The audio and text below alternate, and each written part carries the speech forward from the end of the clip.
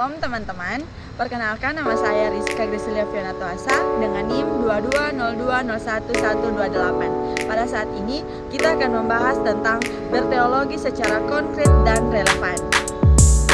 Berteologi secara konkret dan relevan berarti menyusun dan mengungkapkan pemikiran teologis yang pertama berakar pada realitas kehidupan nyata, bukan sekedar spekulasi abstrak. Yang kedua, menjawab situasi dan persoalan aktual, sosial, politik, budaya, ekologis, dan lain-lain. Dan yang terakhir, mempunyai dampak nyata bagi kehidupan pribadi, gereja, dan masyarakat. Misalnya, teologi yang berbicara tentang pengampunan tidak hanya mendiskusikan doktrin, tetapi juga bagaimana rekonsiliasi dapat terjadi di tengah konflik horizontal di masyarakat. Selanjutnya, peran teologi konstruktif membangun teologi yang bermakna.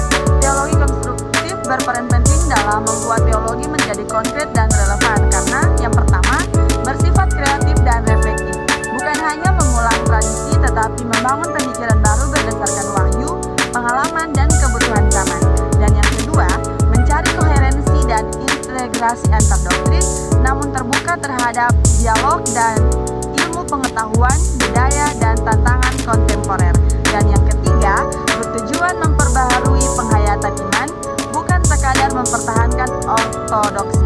Dan yang menjadi contoh konkret yaitu teologi konstruktif bisa membahas bagaimana doktrin penciptaan berbicara dalam konteks krisis ekologi global.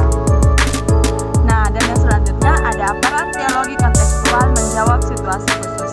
Teologi kontekstual menjadikan teologi relevan karena yang pertama, menggunakan pendekatan dari bawah ke atas, di mana pengalaman dan realitas lokal menjadi sumber dan lokasi berteologi. Dan yang kedua, menolak universalitas yang abstrak dan mendekati Allah dalam bahasa dan simbol lokal.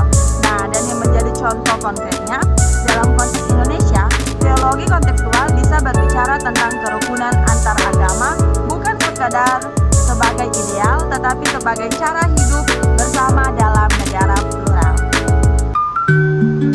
Nah, dan yang terakhir, kita akan membahas tentang berteologi secara konkret dan relevan adalah ciri khas dari teologi konstruktif dan teologi kontekstual.